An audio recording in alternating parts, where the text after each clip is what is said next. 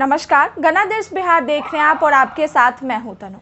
बिहार सरकार के मंत्री मुकेश सहनी ने कर्पूरी जयंती पर कर्पूरी ठाकुर को भारत रत्न देने की मांग केंद्र सरकार से की है।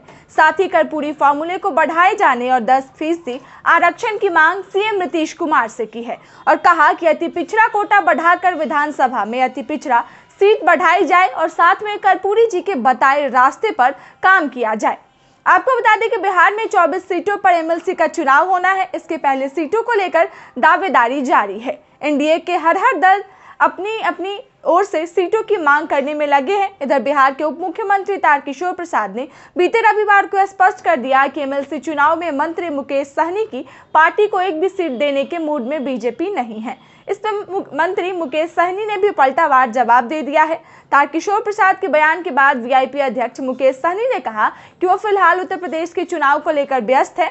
बिहार में होने वाले एमएलसी चुनाव को लेकर उनकी बीजेपी से कोई बात नहीं हुई है। उन्होंने कहा कि वीआईपी पार्टी की मांग 4 सीटों की है। अगर 4 सीट पे बात नहीं बनती है तो हम सभी 24 सीटों पे अपना प्रत्याशी देंगे। जब एनडीए है तो निश्चित तौर पे आप सब समझ सकते हैं कि एनडीए का मतलब क्या है। एनडीए है तो गठबंधन है, और गठबंधन है तो जो भी सीट है उसको सहयोगी दलों में जिस आधार पे जिनका पास जितना वोट है उस आधार पे उनको वितरण होता है। और गठबंधन का रूप ही यही है कि गठबंधन हुआ तो मिल बांट के सब लोग चलेंगे और चुनाव जीतेंगे। तो अगर एनडीए नहीं है तो उस जगह पे हम स्वतंत्र हैं और मजबूती से 24 जगह हम चुनाव लड़ेंगे। हमारे पास कैंडिडेट भी रेडी है और हम लोगों ने 2000 पंचायत चुनाव के समय ही हमने तैयारी किया है। हमारे पास 24 नाम रेडी है। जब भी अगर गठबंधन में मुझे लगता है प्लेटफॉर्म पे अभी गठबंधन के प्लेटफॉर्म पे बात नहीं हो रहा, लोग अपने अपने अनुकूल लोग बात कर रहे हैं। और मुझे लगता है कि जिनको जो समझ है, जो जितनी समझदारी है उस अनुकूल लोग बात कर रहे हैं। लेकिन मुझे इतना पता है कि जब गठबंधन की बात होगा तो वहाँ पे गठबंधन होगा तो वीआईपी पार्टी को भी जगह मिले, क्योंकि हम गठबंधन के सरकार में हैं। और अगर गठबंधन नहीं होता तो फिर सब पार्टी स्वतंत्र है 24 सीट लड़ने के लिए। लेकिन बीजेपी उसका क्या फायदा होगा, क्या नुकसान होगा, ये कहाँ हम लोग सोचते हैं। हम लोग तो संघर्ष करने वाले लोग हैं और हम तो हर लड़ाई लड़ने के लिए तैयार हैं। चाहे 2022 में अभी उपचुनाव ये अपना एमएलसी का चुनाव हो या उपचुनाव हो, या 2024 में लोकसभा हो या 2025 में विधानसभा हो, हर चुनाव के लिए बिहार में वीआईपी पार्टी के कार्यकर्ता तैयार है, स्वतंत्र है लड़ाई लड़ने के लिए। हम कभी भी अपनी लड़ाई लड़ने में पीछे नहीं हटेंगे, क्योंकि हमारा लड़ाई है निषाद समाज को कल्याण कराना, निषाद समाज को आरक्षण दिलाना।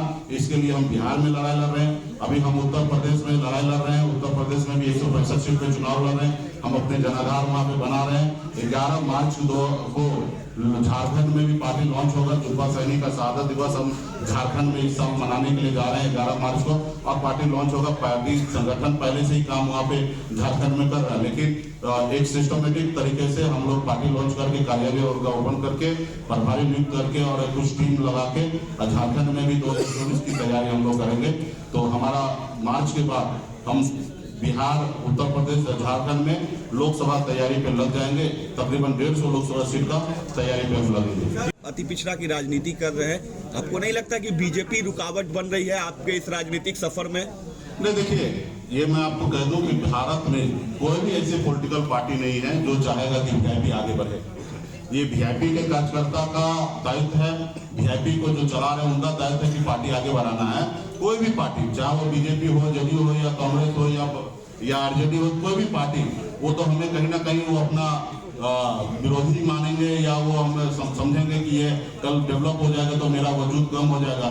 आज सही में आज निषाद समाज अपने पैर पे खड़ा हो गया तो हमने 11 सीट ले लिया, या पैर पे खड़ा हो गया तो 2019 में 3 सीट ले लिया।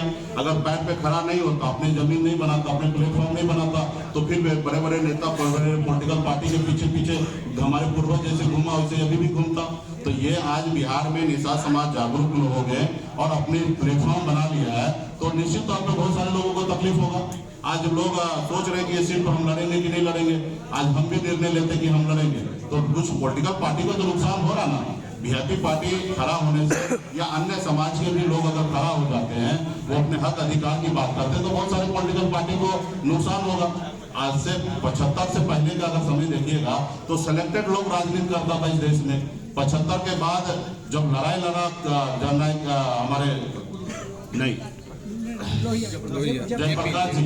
उसके बाद पूरा बिहार या पूरे भारत में एक लोगों में उम्मीद आया कि मंडल कमीशन के बाद या लालू जी के समय हो या मुलायम सिंह की समय हो या नीतीश जी की समय हो, गरीबों पिछड़े को सुनने लगा, लोग उनके वहां तक अधिकार पहुंचाने लगा। तो निश्चित तौर पे जब समय आएगा, समाज में जब तक जागरूकता फैलेगा तो उसको लाभ मिलेगा, और जो लोग कुंडली मार के बैठे हैं इस सत्ता पावर में, उसको नुकसान होगा। तो इसलिए हम लोग लड़ाई लड़ेंगे तो बहुत सारे लोगों को नुकसान होगा, और बहुत सारे लोग चाहेंगे कि वीआईपी पार्टी खत्म कर दे, लेकिन वीआईपी पार्टी अपने विजन को लेकर, अपने हक अधिकार को लेकर हमेशा हम लोग संघर्ष करते रहेंगे। पहले तो बहुत बहुत धन्यवाद आप सभी को कि आप लोग आज उपस्थित हुए हैं सुबह सनी सभागार में, और आज जननायक कर्पूरी ठाकुर जी की जयंती है। आज उसके लिए हम लोगों ने आज अपने निजी आवास पे, सरकारी आवास पे 15 फीट का प्रतिमा का आज माल्यार्पण हमने किया है। और हमेशा हम लोगों ने जननायक कर्पूरी ठाकुर जी के विचारधारा पे हम लोग चलने का काम किया है। उन्होंने बिहार में खास करके अति पिछड़ा समाज के लिए उन्होंने काफ़ी संघर्ष किया, पिछड़े समाज के लिए, गरीब समाज के लिए, चाहे वो SC हो ST हो, हर समाज के लिए उन्होंने लड़ाई लड़ा और एक मंजिल तक प्राप्त किए हैं। और आज हम उनको आज याद कर रहे हैं, और साथ ही हमारी लड़ाई भी है कि खास करके बिहार में अति पिछड़ा जाति के लिए, उनके उत्थान के लिए हम लोग काम करें। क्योंकि पहले जब कर्पूरी जी के फार्मूला के तहत बिहार में अति पिछड़ा को जो आरक्षण दिया गया 18%, उसमें पहले 92 जाति का नाम था, लेकिन बाद में सरकार ने उसको 128 जाति कर दिया, लेकिन उसमें कोटा नहीं बढ़ाया गया। तो हम लोग हमेशा मांग करते आ रहे हैं कि इस कोटा में 10% आरक्षण का वृद्धि हो, क्योंकि इसमें बहुत सारे समाज के लोग इसमें जुड़े हैं। तो इसके लिए उचित जो पुराना जो खास करके कर्पूरी जी के समय में जो नाम दर्ज था, कहीं ना कहीं आज उसको नुकसान हो रहा है, उनको सही से सम्मान नहीं मिल रहा है। तो हमारी पार्टी का हमेशा सोच है कि आरक्षण 10% बढ़ाया जाए। ऐसे कई ऐसे स्टेट में राज्य सरकार के द्वारा जो आरक्षण दिया जाता है उसमें 75% तक आरक्षण देने का निर्णय लिया जा सकता है। तो माननीय मुख्यमंत्री जी से इस अवसर पर आज हम आग्रह करेंगे कि 10% आरक्षण बढ़ाया जाए। और हमने पहले से ही हर समय हमने कहा कि जो बिहार में अति पिछड़ा समाज का 33-35% संख्या है, तो उनके जनसंख्या के आधार पर उनको विधानसभा हो या लोकसभा हो, उसमें उनको सम्मान मिले। तो उसको देखते हुए हमने 2019 में लोकसभा में भी हमने 2 सीट अति पिछड़ा हमने लड़ा और एक पिछड़ा समाज को लड़ा, जिसमें हमने 33% से अधिक हमने अति पिछड़ा समाज को सम्मान दिया। 2020 में भी 11 सीट में 4 सीट हमने अति पिछड़ा को लड़ाया, जो हमारे पार्टी का हमेशा घोषणा रहा कि 33% से अधिक हम चुनाव लड़ाएंगे। तो हम ये हमेशा ये फार्मूला को पूरा करते हैं। भविष्य में भी हमारे पार्टी में चाहे विधानसभा हो या लोकसभा हो या विधान परिषद हो, ऐसे जब भी चुनाव होगा उसमें जो बिहार में जो अति पिछड़ा समाज का जो जनसंख्या है, ऐसे समाज को हम हमेशा 33% से अधिक टिकट देने का हमेशा हम काम करेंगे। 2 चुनाव हमने लड़ा और जो हमने वादा किया बिहार के अति पिछड़ा समाज से, हमने वो पूरा किया। भविष्य में भी इसी तरीके से हम लोग लड़ाई लड़ेंगे। मुकेश सहनी ने कहा कि हमारा गठबंधन बीजेपी के साथ है। हमने राज्यसभा चुनाव में मदद की है। विधान परिषद का चुनाव हुआ तो हमारी पार्टी ने बीजेपी जदयू को समर्थन दिया। मुकेश सहनी ने कहा कि वीआईपी और जीतन राम मांझी की पार्टी को कोई अनदेखी नहीं कर सकता है। अगर कोई अकेले चुनाव लड़ना चाहता है तो उसमें उनकी मर्जी, हम भी तैयार है। मंत्री मुकेश सहनी ने भी बिहार के विशेष राज्य के दर्जे को लेकर किया समर्थन।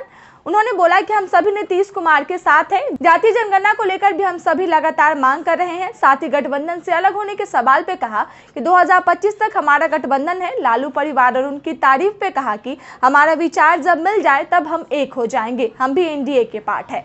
ऐसी तमाम ताज़ा खबरों को देखने के लिए आप जुड़ रहे गणादेश बिहार के साथ।